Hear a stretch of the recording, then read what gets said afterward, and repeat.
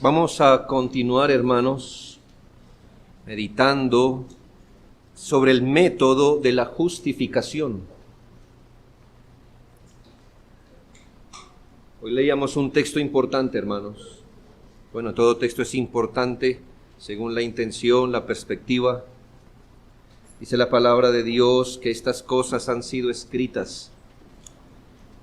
El Señor hizo más cosas, pero las que hay en la Escritura han sido escritas con el fin de que seamos conducidos a la vida eterna. ¿Para qué se supone que están las iglesias sembradas en este mundo? Yo lo digo con ánimos de edificación. Las iglesias no estamos en este mundo para decirle cómo vivir bueno en esta vida. ¿Cómo hace usted de esta vida lo más agradable y más ama esta vida y se amarra más a las cosas de esta vida? ¿Cómo usted va a estar saludable, bien posicionado en el mundo, muy seguro de sí mismo y cosas así? Si usted desea escuchar eso, por allá hay programas de autosuperación y relajamiento y cosas así. Las iglesias están sembradas en esta tierra para hablar lo que por ningún otro medio usted pudiera entender o escuchar.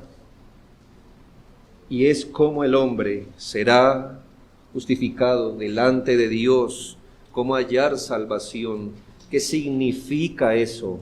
Y en esto nunca se dirán muchas palabras. Esta es la vida eterna, dice el Señor, que te conozcan a ti, al único Dios verdadero y a Jesucristo, tu Hijo. Todo tiene que ver con esto, ese es el tema central, todo se tendrá que desprender de este tema, gran tema de la salvación. Así que hemos venido viendo la importancia de esta doctrina de la justificación por medio de la fe.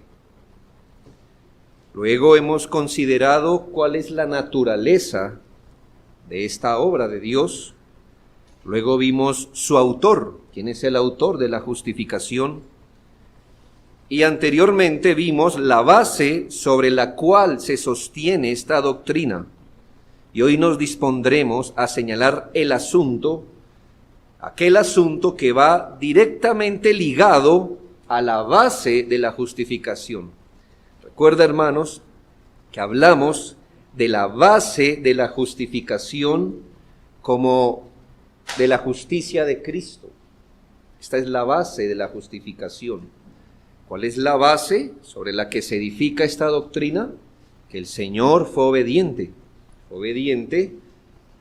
de forma pasiva, de forma activa, y el resultado de esta obediencia es lo que llamamos justicia, la justicia de Cristo. Y esta es la base de la justificación. Pero hoy veremos cuál es el método de la justificación, o para decirlo de otra manera, cuál es el procedimiento por el que la justicia de Cristo es puesta sobre los individuos que creen en Él. Ya vimos cuál es la base, la justicia de Cristo. ¿Cuál es el método por el que esa justicia de Cristo se pone sobre las vidas de los que creen en Jesucristo? El método por el que la justicia de Cristo es puesta sobre los individuos que creen en Él es la imputación. Y para comprender este concepto, tenemos que reconocer otros conceptos que coexisten alrededor de este. Ya le dije el tema, ¿verdad? Ya dije cuál era el método. Ahora tengo que explicárselo. Imputación. Porque no es una cosa que usted y yo íbamos hablando, ¿verdad? Imputación. No, son temas complicados. Y me imagino que cuando usted se acerca a la Biblia no le es obvio ver allí este tema. Pero le estoy diciendo que es el tema central de la Escritura. Y entonces es necesario que nuestros ojos sean abiertos para poder identificar cuál es el método. Porque piense algo, ¿qué hubiera pasado si Jesucristo se da en la cruz, satisface al Padre, pero no hubiera un puente de cómo esa obra viene a ser posesión de una persona? Entonces el infierno estaría lleno y el cielo vacío. Tuviéramos una obra allí de inmenso valor. Qué bueno que pasó eso, Pero esto, ¿cómo viene a ser parte de una persona? ¿Cómo una persona puede ser justificada? ¿Cuál es el método para que esto llegue a la vida de un individuo? Es la imputación. Si no reconocemos y si no hallamos sentido a la doctrina de la imputación, tenemos que reconocer un gran problema. ¿Por qué? Imputar justicia a un impío sería injusto, ¿no? Atribuirle justicia. Entonces está el criminal delante del juez y el juez le dice, esta sala suprema le declara justo. En nuestros tribunales humanos, algunos se levantarían diciendo, eso no está bien. Pero lo peor, hermanos, imputarle pecado a un justo, en el caso de Cristo,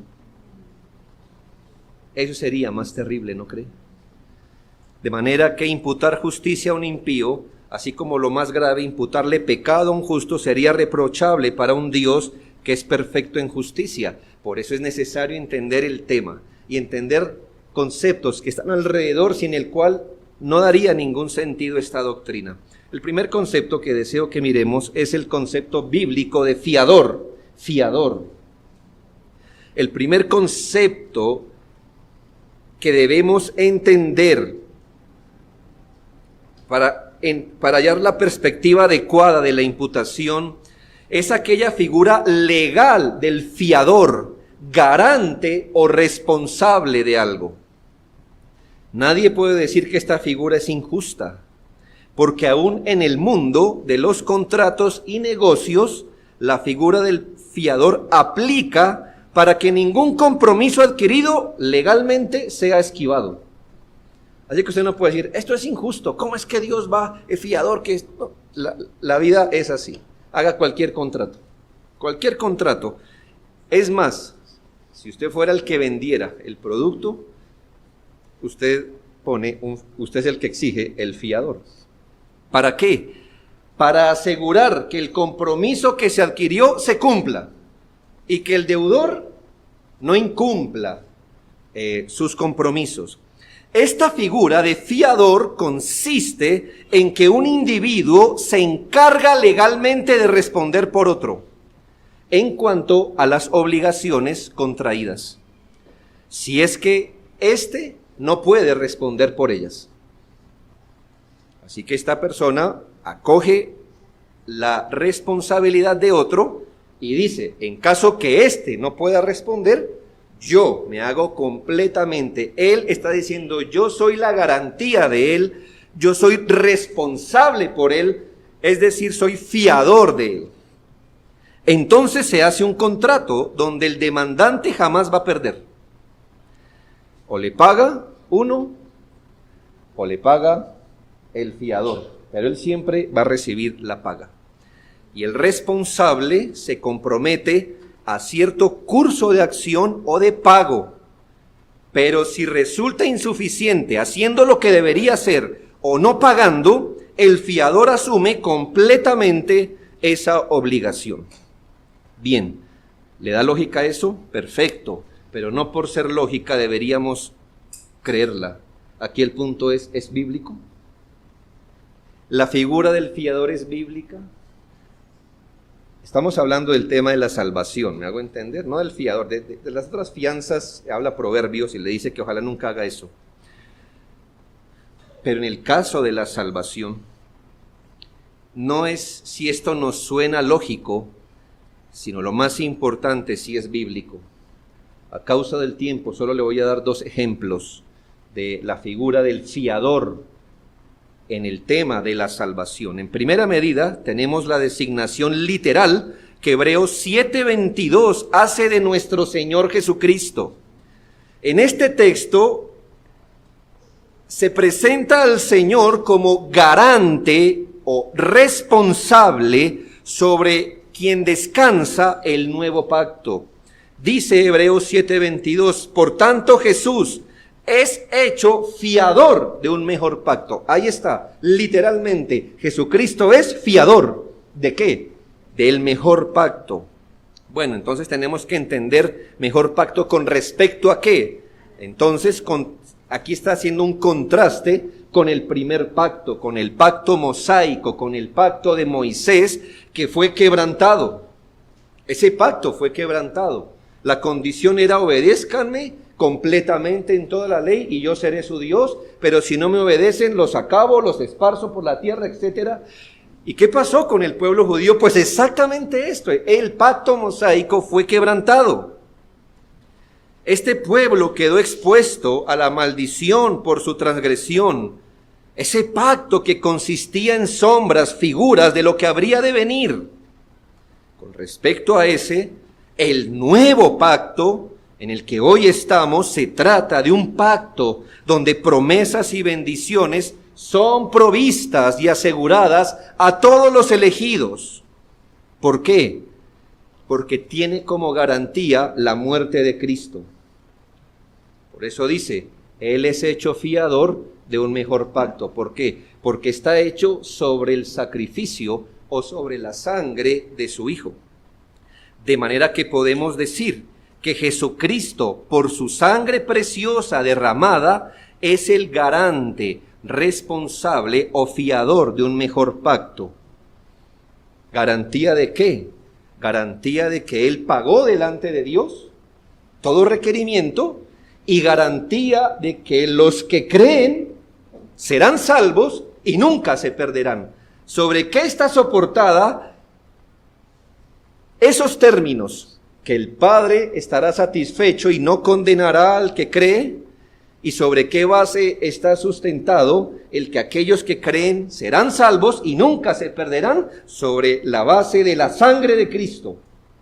Él es el garante, su sangre se puso como garantía, por eso se le llama como fiador de un mejor pacto. Lo que le quiero decir es que la figura del fiador es bíblica, y la figura se le aplica a Cristo, y no se tiene que ver con dinero, tiene que ver con su sangre, y tiene que ver con salvación, y Él es la garantía de que las personas que creen en Él serán salvas, y nunca serán condenadas. Él es la garantía.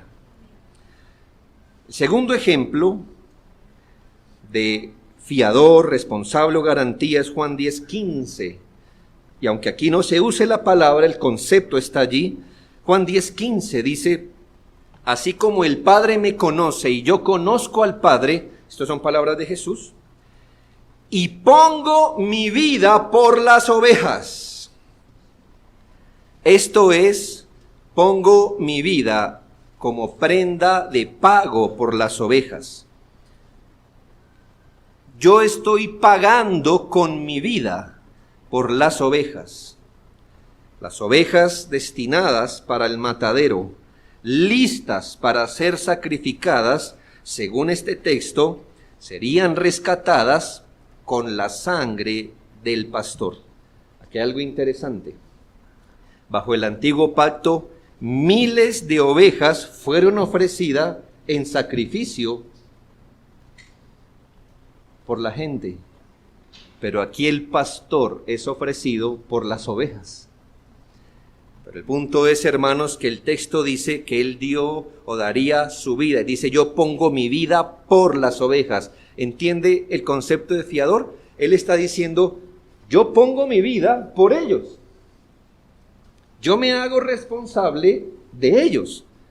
Tiene que ver con que mi vida será dada, daré mi vida para que ellos no mueran, y este es el concepto del fiador. Entonces, en estos dos breves textos, aunque usted puede sacar muchos más, es verdad que la Biblia presenta a Jesucristo como respondiendo por otros, ¿ya?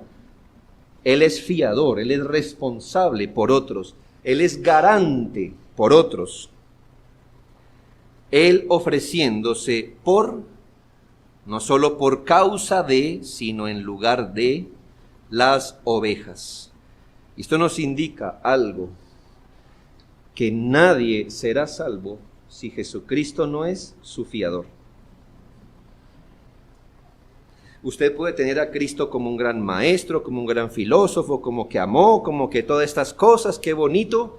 Pero si Jesucristo no es su fiador delante de Dios, usted paga su deuda de pecado delante de Dios. Usted debe aparecer en el cielo, en el tribunal del cielo, con un garante, con un responsable, alguien que dé la cara por usted, porque según la Biblia, nuestra propia cara no sirve, porque usted es el deudor en esta transacción, usted es el deudor. Nadie puede desconocer a Jesucristo como fiador. De eso se trata el Evangelio, que usted reconozca que no puede pagar con sus buenas obras, ni con su virtud delante de Dios, pero cree, se abraza a la obra de Jesucristo, de Él como fiador, como garantía, como responsable, el único pago que el Padre acepta, el único, entiéndase, no uno de los pagos que Él acepta, sino el único pago que Él acepta. Nadie será salvo sin un fiador. Nadie, en la Biblia, nadie es salvo sin un fiador. De obvio que este fiador solo es Jesucristo. La segunda palabra que viene muy ligada a esta, no he perdido de vista, que le quiero enseñar, que es la imputación. Pero es que no vamos a entender una cosa sin la otra. Y el segundo concepto que debemos entender es del sustituto. El sustituto. Fiador, que es el responsable, ¿verdad? La garantía. Pero aquí está la figura del sustituto. Es una figura lo más común en la Biblia, interesante, ojalá usted pueda sumergirse en ella. Y es que Dios en la Escritura quiso revelar esta figura del sustituto en varios eventos, situaciones o personas en el Antiguo Testamento. ¿Para qué? Para que pudiéramos entender cómo es que una persona será salva. El término está muy relacionado con el del fiador. Sin embargo, no es lo mismo, porque en el caso del sustituto, el fiador es el que paga, pero el sustituto es el que toma el lugar de otro. Yo sé que van muy unidos, ¿sí? Si usted se pone a mirarlo de cerca, se parece. Pero ¿dónde está el énfasis del fiador? En que él es el responsable. Y el del sustituto, que él se pone en lugar, que lo reemplaza, que lo sustituye a usted o a una persona. El sustituto es aquella persona que reemplaza en las obligaciones legales al otro. Por causa del tiempo, solo le pondré dos ilustraciones. Tenemos en el Antiguo Testamento a Abraham, quien dice la Escritura, tuvo un hijo en la carne y otro según la promesa. El Señor en un momento le pide a Abraham sacrificar al hijo de la promesa, es decir, a Isaac. Llegando al punto del sacrificio, el mismo Señor lo detiene para que él no sacrifique. Porque él le pidió, dame a tu hijo, al hijo de Sara, en sacrificio.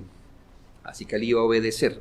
Llegado el momento, el Señor mismo lo detiene, y en Génesis 22:13 dice algo importante. Dios había pedido un sacrificio, no el sacrificio de Isaac, ahí está. El Señor había dicho, sacrifique a Isaac. Pero dice la Biblia que en ese momento alzó Abraham sus ojos, cuando el Señor lo detuvo, y miró, y he aquí a sus espaldas, un carnero trabado en un zarzal por sus cuernos. Y fue Abraham y tomó el carnero y lo ofreció en holocausto en lugar de su hijo. O sea que ¿quién debería ser sacrificado? Isaac. Pero el Señor mismo lo detiene y le muestra un carnero. Así que sacrificio iba a haber, sí o sí, sí o sí. Pero Isaac no muere, el carnero muere en lugar, en sustitución. Quiere decir que con ese carnero pasó lo que le debería pasar a Isaac. Con ese carnero vino a sustituir, a reemplazar. Aquí fue Dios quien proveyó un carnero para que muriera en reemplazo, en sustitución de Isaac. Le recuerdo que todos estos ejemplos están apuntando a Cristo, nunca pierda de vista esto, pero le quiero rescatar desde la Escritura cómo se maneja estas cosas. Recordemos luego con el tiempo, mucho tiempo después de Abraham, como 500 años después más o menos, cuando los israelitas fueron a salir de la esclavitud que estaban en Egipto. El Señor dijo, ya después de 9 plagas, dijo que enviaría muerte por toda la tierra de Egipto.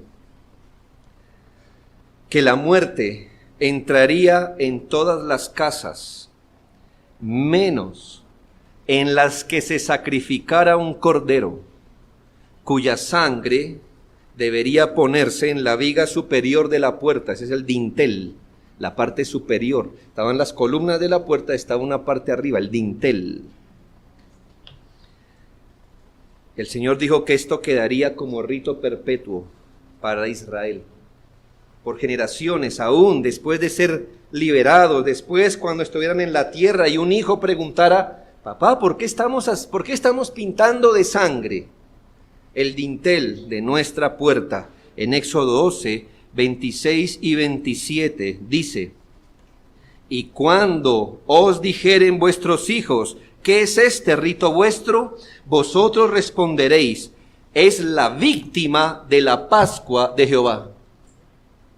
Es decir, hijo, o es ese o es usted. ¿Ya?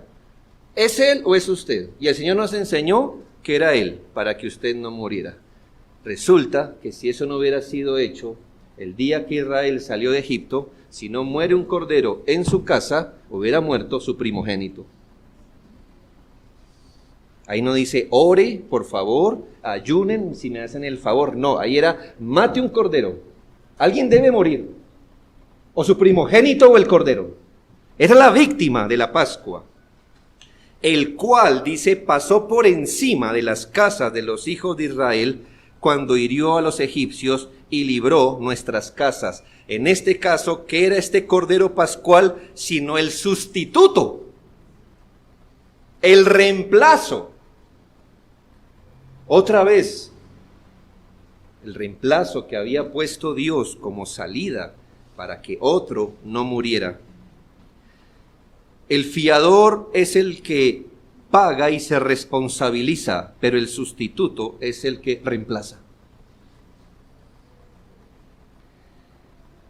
Cada figura, tanto fiador como sustituto, nos muestra una faceta y una parte de la obra que nuestro Señor Jesucristo hizo para la salvación de un pueblo. Él se hizo responsable y garante de lo que usted y yo jamás hubiéramos podido pagar delante de la justicia de Dios por nuestro pecado. También se hizo nuestro sustituto. Esto es que no solo pagó, eso es fiador, sino que intercambió lugares, lo reemplazó al creyente delante de la justicia de Dios. Y así como cuando usted veía, cuando Abraham vio ese carnero, o cuando el israelita veía al cordero, y perdóneme ser tan gráfico, pues que nosotros somos citadinos y nosotros no sabemos nada del campo, hermanos. Pero la figura que debió ver Abraham y que veía cada israelita cada año era el de introducir y degollar un cordero. Lo horrible que puede ser esa imagen para nosotros. El olor de la sangre empapando la lana de esa oveja. Está jadeando hasta su último suspiro, chispeando sangre. Y usted pensaba, si no es eso, esa suerte correría para mí. De obvio que el israelita sabía que eso tenía un significado espiritual. Significaba que así como muere de horrible ese cordero, espiritualmente yo pudiera estar delante de Dios respondiendo por mi pecado. ¿Y qué sería de mí? Delante de un Dios justo. Pero Dios se buscó esa figura que impactara sus sentidos, para que usted entendiera que el asunto era real. O responde usted o responde su fiador. Y cuando usted ponía un cordero, usted estaba diciendo, Él me reemplaza delante de Dios. El Señor va a mirar ese cordero y va a decir, por un año más, no tomaré su vida. Lo acepto en su reemplazo. Por un año más. Y un año más. Y un año más. Y un año más. Hasta que vino Cristo, el cual fue sacrificado una sola vez y para siempre, obteniendo eterna redención. Pero en la cruz, piense en la cruz, en la cruz. Yo no sé, hermano, a veces uno dice, me hubiera gustado estar en esa época viendo la cruz. Dele gracias a Dios que no, porque nadie creyó.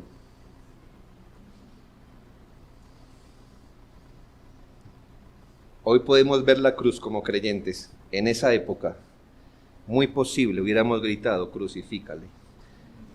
Pero después de los años, en esa cruz, en el Cristo que fue izado en esa cruz, usted puede ver no solo que Él estaba pagando algo que usted no podía pagar delante de Dios, sino que en esas heridas, en ese juicio que Él estaba experimentando, Él nos estaba diciendo, lo estoy reemplazando a usted. Si usted es creyente, usted ha creído en Cristo, usted ha venido en arrepentimiento y fe, esa figura de un Cristo siendo martirizado, le estaba comunicando que era Él o era usted. Él reemplaza a los creyentes en la cruz. Y así como le dije que nadie será salvo sin un fiador, también debo decirle que nadie será salvo sin un sustituto. Y si este sustituto no es Cristo, ¿o a quién quiere que lo sustituya? ¿Otro pecador como usted? Nadie más puede ser el sustituto.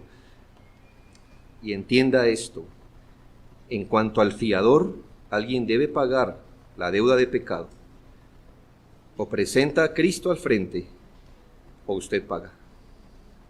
Y como sustituto, piénselo, o usted paga o se busca un reemplazo. O es usted o es Cristo. Y este es el gran evangelio que predicamos, que Dios puso al fiador y Dios puso el cordero. Y nosotros debemos creer en Él, en estos términos, Con esto en mente, hablemos de la imputación. La Escritura nos muestra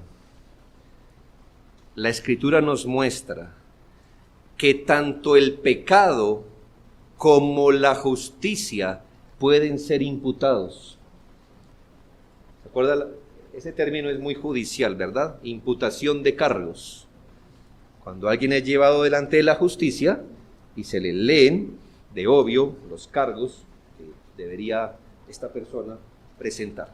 Imputación de cargos. De manera que en la Biblia le voy a demostrar, no tengo mucho tiempo, pero le voy a demostrar que se imputa o se le atribuye a alguien pecado como justicia. Y esto de dos maneras. La más obvia, que corresponde a imputar, responsabilizar, incriminar, culpar al que peca. Si usted peca, ¿a quién se le imputa el pecado? Pues a usted. Y si usted hace justicia, ¿a quién se le imputan, digamos, los cargos de la justicia? Pues a usted. Es la forma más fácil y más obvia de lo que en la Biblia es imputar. Le estoy diciendo que es imputar. Responsabilizar, en el caso de un delito, incriminar, culpar o atribuir. En Levítico 17:4 hay una regulación. La regulación consistía en no derramar la sangre de un sacrificio fuera del tabernáculo. Esta era la regulación, no derramar sangre por fuera del tabernáculo. Pero si un hombre desobedecía esa regulación, se le responsabilizaba, se le incriminaba o se le imputaba su propia culpa. Miren lo que dice el texto. será culpado de sangre el tal varón. Sangre derramó, será cortado el varón de entre su pueblo. Aquí, en este caso, de imputar la culpa, ¿quién moría? Pues el que cometía la infracción. Se dijo, no derrame sangre fuera del tabernáculo. La persona hacía un sacrificio fuera del tabernáculo, es decir, derramó sangre, entonces se le daba una imputación de cargos. Por derramar sangre de sacrificio fuera del tabernáculo, usted paga con su propia sangre. ¿Ya? ¿A quién se le atribuyó la culpa? Al que cometió el pecado. Pero también se imputaba justicia. Le estoy dando lo más fácil. Recordemos que hubo, en épocas de Moisés, un desenfreno terrible en Israel. En un momento específico, dice la Escritura, todo se salió de control. Hermanos, esa historia es complicada. Como que uno dice no apta para menores de edad, pero está en la Biblia, habrá que leerlo. Pero en ese momento el pueblo se desenfrenó, saltó los límites como cualquier pueblo pagano y sus desenfrenos. Dios se encendió en ira y mandó a los líderes del pueblo de Dios y al pueblo en sí dar muerte a los que se habían rebelado abiertamente. Miles de personas cayeron ese día. Resulta que a un fulano le pareció muy liviano lo que estaba pasando. Igual él tomó una muchacha pagana y va camino a su tienda diciendo no me importa lo que haya dicho Dios, ni lo que hayan dicho los líderes del pueblo de Dios, desafiando así y no siendo sensible de toda la mortandad que había por causa de ese pecado. En Números 25, 7 y 8 nos habla de un hombre, Fineés, hijo de Eleazar.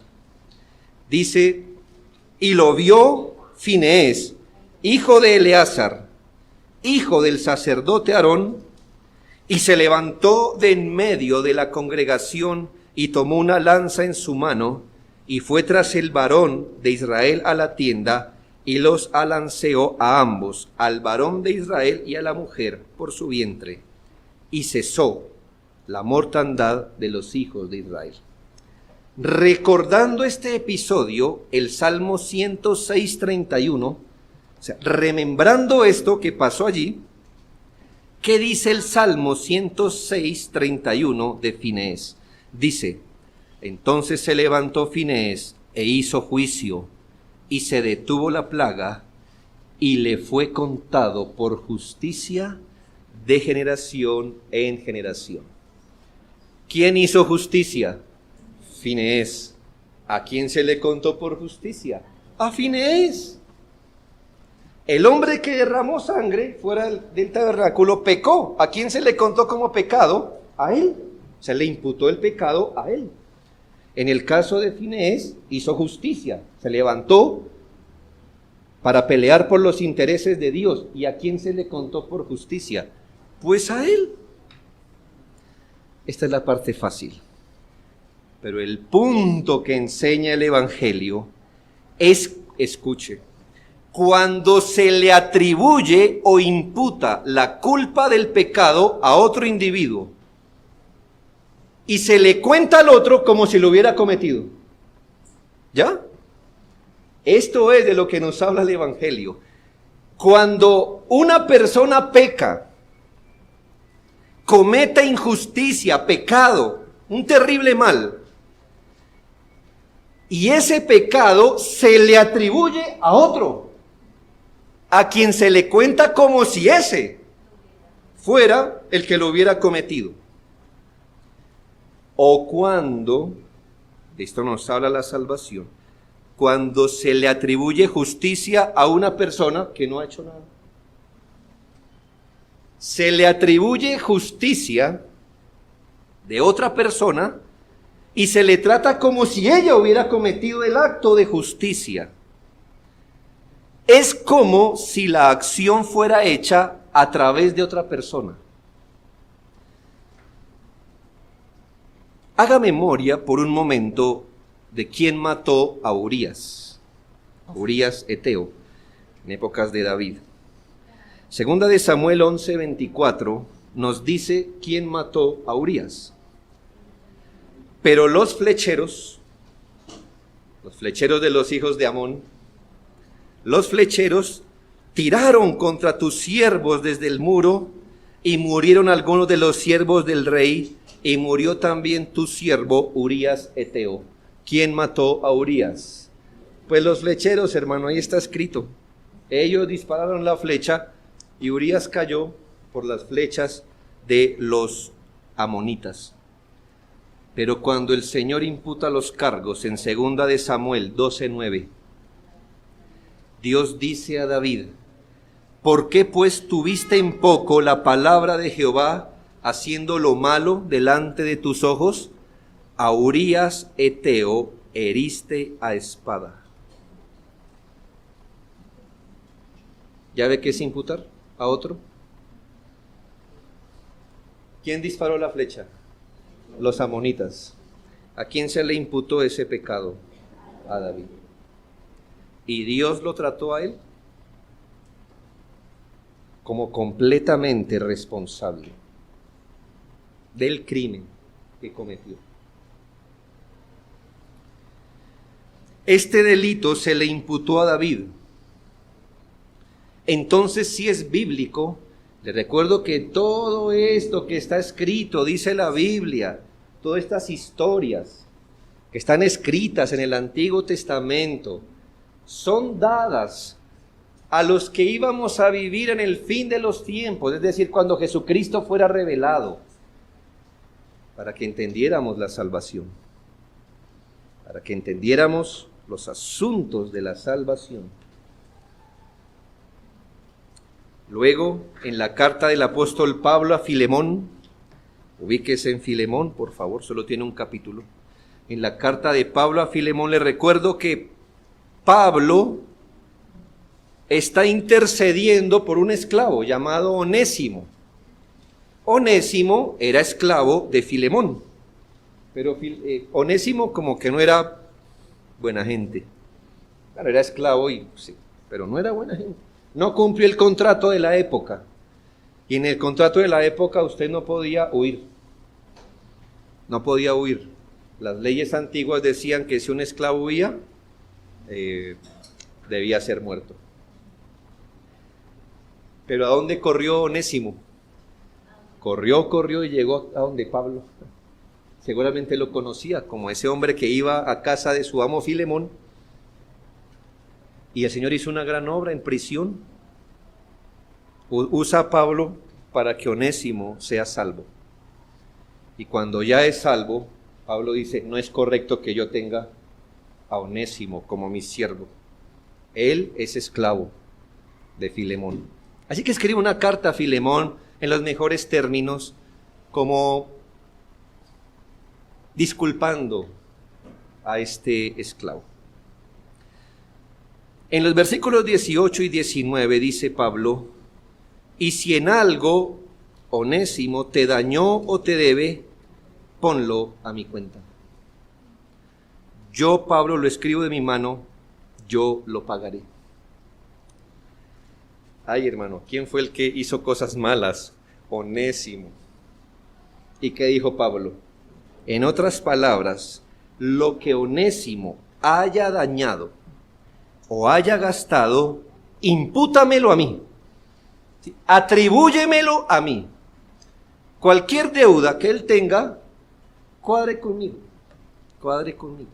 Yo soy su fiador, pero no solo eso. Cóbramelo a mí como si yo hubiera dañado o te estuviera debiendo. La figura de imputar el cargo de otro es bíblica.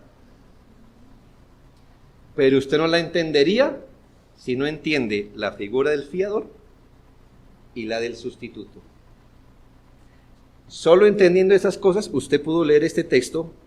y no tener conflicto en su corazón.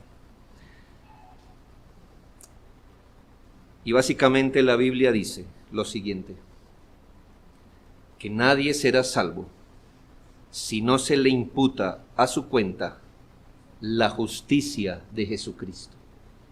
Nadie será salvo. Se lo va a colocar en estos términos. Si Jesucristo no se presenta por usted ante Dios y dice, todo lo que ese individuo debe, ponlo a mi cuenta, usted está perdido eternamente.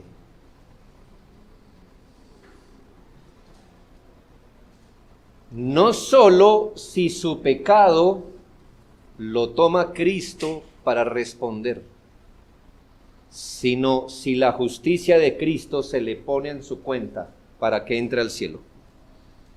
Nadie será salvo. Salvación por fuera de la figura de la imputación no existe. Existe una fantasía. Usted dice, no creo en la imputación. Bueno, le voy a contar la fantasía.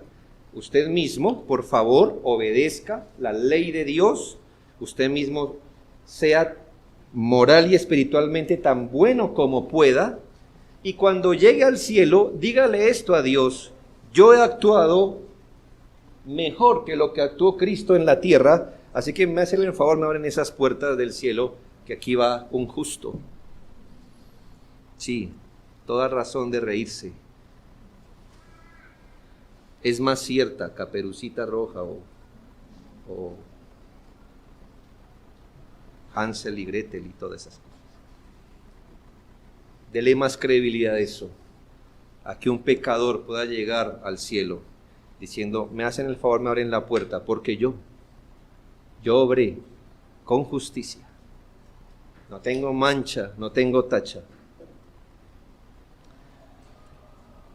Si no se le imputa la justicia de Cristo a un pecador, éste no será salvo. Con esto miremos unos puntos de enseñanza para finalizar. Primero,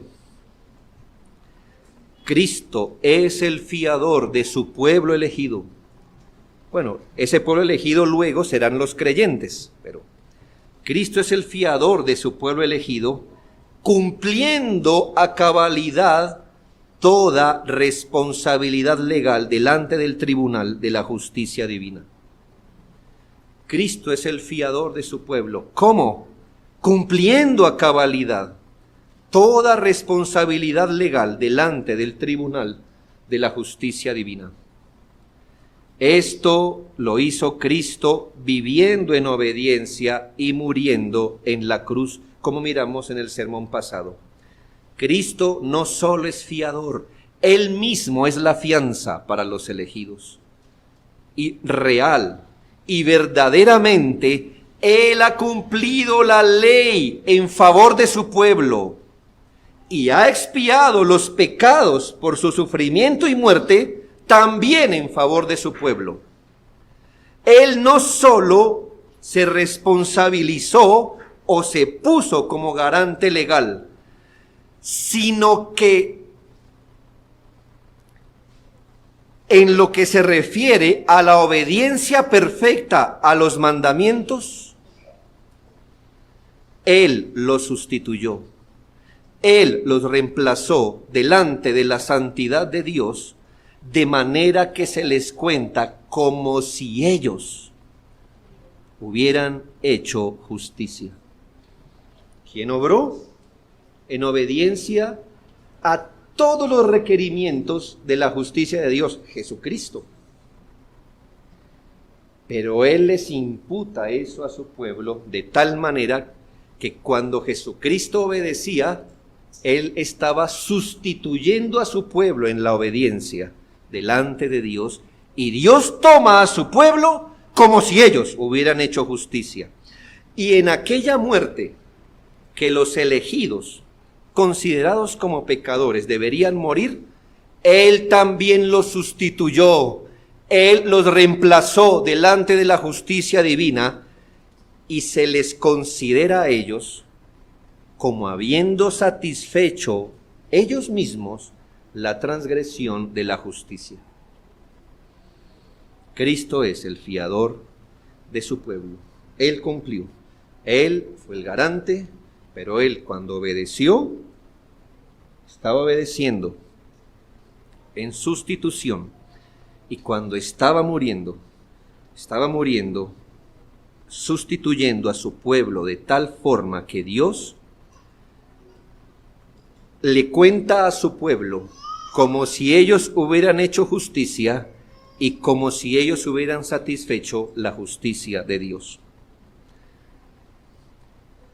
Segundo, en cuanto al primero, hermanos,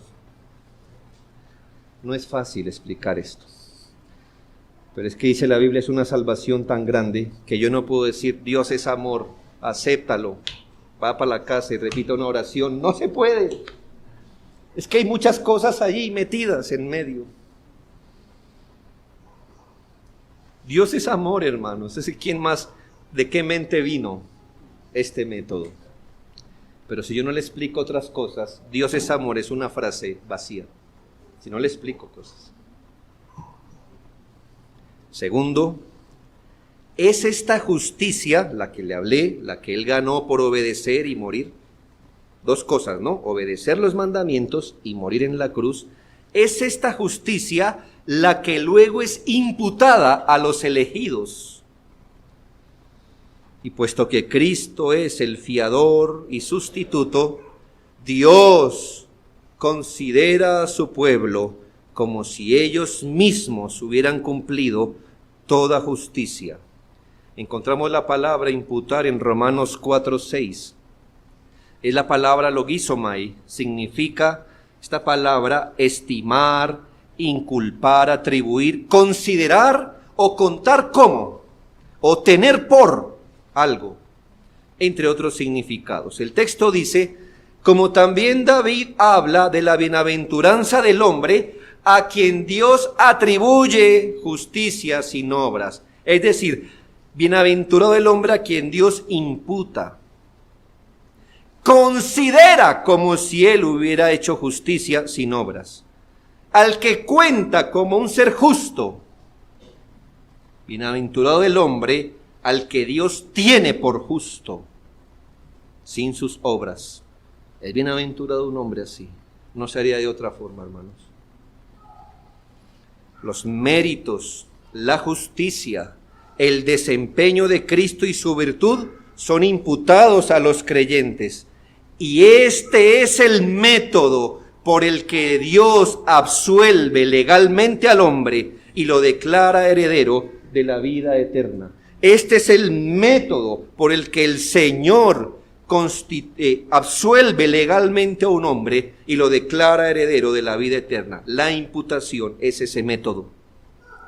Cuando un individuo arrepentido cree en Jesucristo, lo que está haciendo es aceptar la justicia de Cristo a su favor. Piense esto, pecador, usted que creyó ya o el que no ha creído. Cuando un individuo se arrepiente de sus pecados y cree en Cristo, ¿qué está haciendo? Lo que está haciendo es aceptar la justicia de Cristo a su favor, y esta es admitida por Dios en lugar de la justicia que deberíamos estar presentando nosotros mismos. Es un milagro, hermanos, que al abrazarnos en arrepentimiento y fe, Dios tome eso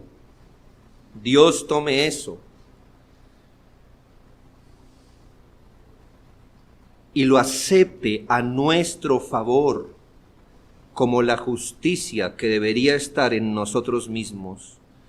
Y tiene que aceptar una justicia ajena a nosotros porque la nuestra está envilecida y miserablemente desfigurada. Como dice Jonathan Edwards, la obediencia perfecta de Cristo será contada a nuestra cuenta, de modo que tendremos el beneficio de su justicia, como si la hubiéramos realizado nosotros mismos. Y suponemos también que un título, la vida eterna, se nos da como recompensa de esa justicia. No solo que se nos atribuye esa justicia y somos salvos, sino que Dios, al vernos justicia, no es nuestra, pero la de Cristo, Dios, al vernos justicia, nos da la recompensa que esa justicia merece. nos absuelve del pecado y nos da la recompensa que la justicia merece. Nos absuelve del pecado por la justicia de Cristo y nos da la recompensa que merece la justicia de Cristo.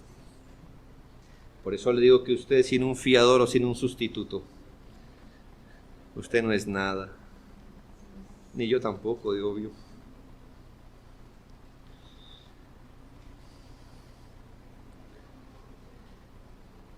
Gente va a llegar al cielo diciendo, pero no, yo no era tan pecador como, vamos a suponer, mi vecino.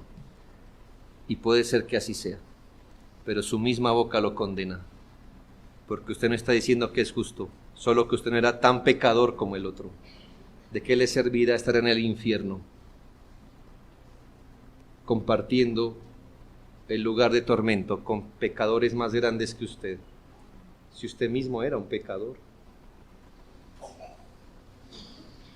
¿Le supondrá, piense, algún alivio a la condenación? Pensar que debe, vamos a suponer en la justicia de los hombres, que tiene cadena perpetua y usted tiene un día menos. ¿Le da alivio? ¿Duerme tranquilo en la cárcel? Ah, bueno, menos mal no tengo cadena perpetua. Está bien que tuviera cadena perpetua. Yo tengo un día menos que cadena perpetua. Ah, bueno, qué bueno. Qué buena su estadía en la cárcel. Eso no sería ningún alivio, saber que había gente más pecadora que usted, pero usted era uno de ellos.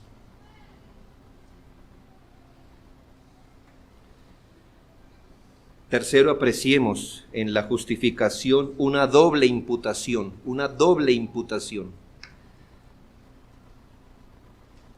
Esta verdad se confirma por algunos textos.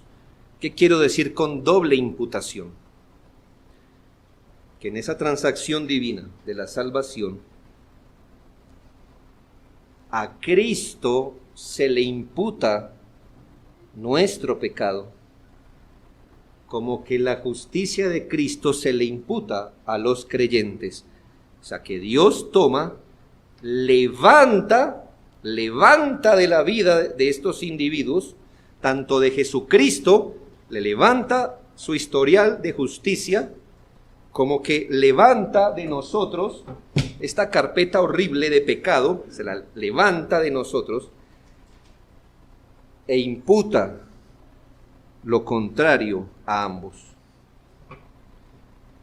En Romanos 5:19 dice, porque así como por la desobediencia de un hombre los muchos fueron constituidos pecadores, así también por la obediencia de uno los muchos serán constituidos justos.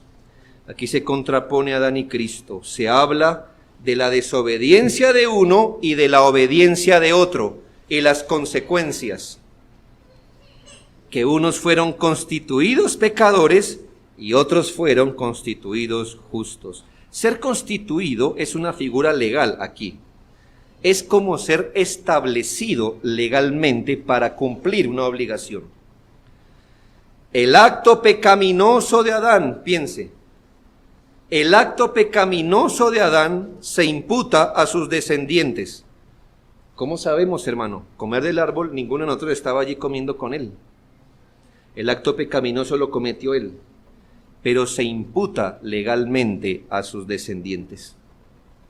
Del mismo modo, quien obró justamente fue Cristo, no los elegidos. ¿Y qué ocurre? Que es su justicia la que se imputa a los elegidos. Así son constituidos justos, no porque ellos hayan obedecido en persona, sino por vía de la imputación. Pero quizá el pasaje que arroja más luz sobre el asunto de la doble imputación es 2 Corintios 5:21. Dice 2 Corintios 5:21, al que no conoció pecado, aquí está hablando de Jesucristo, al que no conoció pecado, por nosotros Dios lo hizo pecado, para que nosotros fuésemos hechos justicia de Dios en él. Aquí está la doble imputación, la de nuestros pecados a Cristo y la de su justicia a nosotros. Hermanos, al imputarle Dios nuestra desobediencia o nuestras transgresiones, Él murió por ellas. No fue una imputación simbólica, o si no Él hubiera muerto simbólicamente. Fue una imputación real de cargos. No hay forma que esto no rompa nuestro corazón. Porque dice la Escritura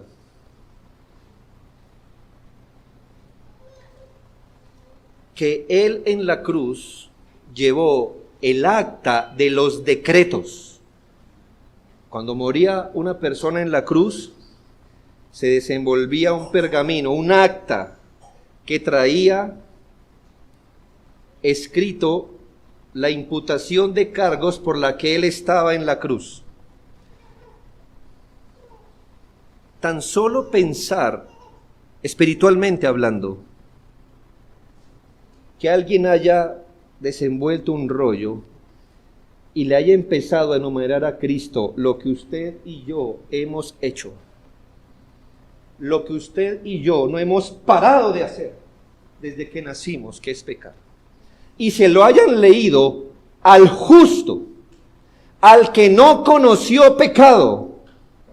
Por nosotros Dios lo hizo pecado, para que luego un pergamino blanco fuera leído a nosotros con aquello que Cristo hizo delante de la justicia de Dios. Es una transacción enorme. Entonces a Él, por su mal genio, por ser mal padre, una mujer no sujeta, por ser ladrón, por ser codicioso, por ser mal pensado, por omitir mis mandamientos. Él fue a la cruz y murió, porque no fue simbólico, Él murió realmente.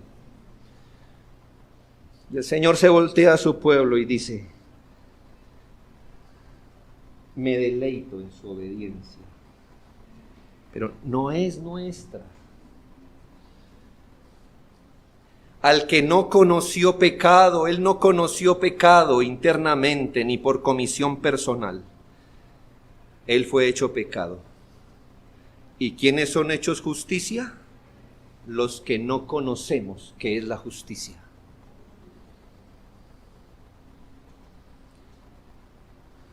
Él legalmente fue hecho pecado. Su cuenta fue cargada con nuestro pecado y nuestra cuenta con su justicia.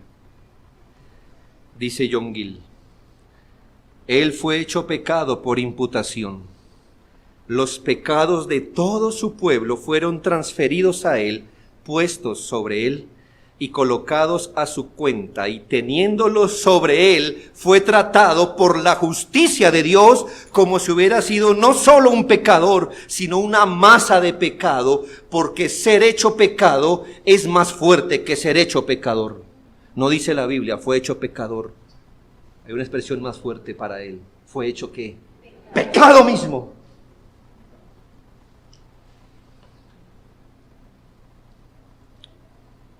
Gálatas 3:13 nos dice: Cristo nos redimió de la maldición de la ley, hecho por nosotros maldición. Palabras fuertes, hermano. Ya le dijo en un texto que fue hecho pecado.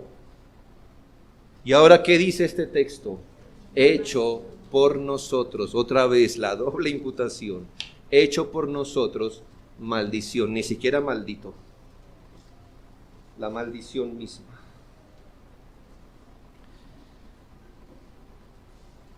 Él nació bajo ley según Gálatas 4:4, y en esa condición bajo ley se puso en lugar de Dios por nosotros. Y entonces, ¿qué hizo la ley? Pues le imputó todos los pecados de ellos. La ley lo condenó por esos pecados.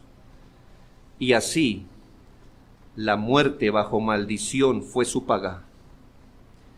Pero Él fue hecho maldición, dice, por nosotros. No solo por su causa, sino en lugar de nosotros. ¿Y eso a qué nos arrojó? Versículo 4. Para que en Cristo Jesús la bendición de Abraham alcanzase a los gentiles, a fin de que por la fe recibiéramos la promesa del Espíritu. Esto es, hermanos, Él se hizo maldición para que en Cristo la justificación por la fe nos alcanzara. Finalmente, hermanos, note este paralelo que nos marca Romanos 5. Aquí está Adán y aquí está Cristo, los dos representantes legales de la humanidad delante de Dios. Ambos representan un grupo. Detrás de ellos está toda la humanidad.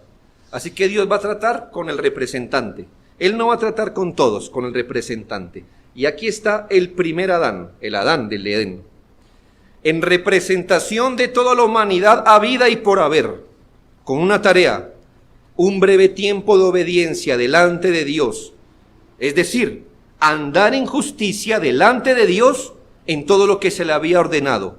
¿Cuál era el resultado? Pues el resultado sería imputado a todos los que estaban atrás de él. ¿Ya? Estaba Adán y detrás de él toda la humanidad. Un breve tiempo de obediencia. El resultado le sería imputado a todos sus representados. ¿En qué lugar? En un huerto paradisiaco. Las mejores condiciones, la mejor compañía. El primer Adán desobedeció y cayó de su justicia estrepitosamente, y toda la humanidad, habida y por haber, imputada de ese pecado, cayó también con él. Romanos 5. Le voy a leer las expresiones pesimistas, horribles de este texto. 12. Por tanto, como el pecado entró en el mundo por un hombre, y por el pecado la muerte, así pasó a todos los hombres la muerte, por cuanto todos pecaron. Es decir, así pasó por imputación la muerte a todos los hombres, por cuanto todos pecaron. 15. Por la transgresión de aquel uno murieron los muchos. 16. Ciertamente el juicio vino a causa de un solo pecado para condenación. 17. Por la transgresión de uno solo reinó la muerte. 18. Por la transgresión de uno vino la condenación a todos los hombres. 19. Por la desobediencia de un hombre, los muchos fueron constituidos pecadores. Y como si esto fuera poco, versículo 20, la ley se introdujo para que el pecado abundase. El versículo 21, el pecado reinó para muerte. Esto por el primer Adán. Pero allí aparece el segundo Adán, Jesucristo, ya humillado siendo hombre, y en esa condición de hombre, humillándose, siendo obediente a los preceptos divinos hasta la muerte y muerte de cruz. No en un paraíso, sino que apareció en un mundo desértico, pecaminoso y vil como es nuestro mundo. Alrededor, personas impías, lentas y obstinadas. El diablo se levantó con toda su fuerza, el mundo en todo su odio, y luego pendiendo en una cruz maldita, acompañado de malhechores, tratado como escoria. Allí, con una apariencia lejana a la de un rey, a la de un santo, como un guiñapo humano. Allí, representando a otro grupo, a su pueblo elegido, a los que el Padre le dio antes de los tiempos, a un conjunto de seres de la misma masa de pecado, pero destinados a la gloria por gracia, llevándolos en su seno cada día que obedeció, y llevándolos en su pecho cuando estaba muriendo en la cruz, viviendo la vida que ellos no podían vivir, muriendo la muerte que ellos deberían morir. Y dice la Biblia, versículo 15, allí abundó para ellos la gracia y el don de Dios por la gracia de Jesucristo. Versículo 16, este don de la gracia vino a causa de muchas transgresiones para justificación. Por esta gracia, versículo 17, reinarán en vida por uno solo, Jesucristo, los que reciben la abundancia de la gracia y los que reciben del don de la justicia. Versículo 18. Por la justicia de uno vino a todos los hombres la justificación de vida. 19. Por la obediencia de uno, los muchos serán constituidos justos. Versículo 20, como si fuera poco. Cuando el pecado abundó, sobreabundó la gracia, para que así, versículo 21, la gracia reine por la justicia para vida eterna mediante Jesucristo Señor nuestro. Así nos dejó a los creyentes el segundo Adán. Jesucristo no solo nos dejó donde el primer Adán pudo habernos dejado, nos dejó donde Adán jamás pudo habernos dejado, como herederos de la gracia, con Dios como Padre, con un Salvador hermoso y digno, Él de ser adorado por toda la eternidad. Horacio Bonar en un himno escribió: en una vida que no viví, en una muerte que no morí, sino en la muerte del otro, en la vida de otro, descansará mi alma por toda la eternidad. En una vida que no viví, en una muerte que no morí, sino en la de otro, descansará mi alma por toda la eternidad. Que así sea esta mañana. Oremos.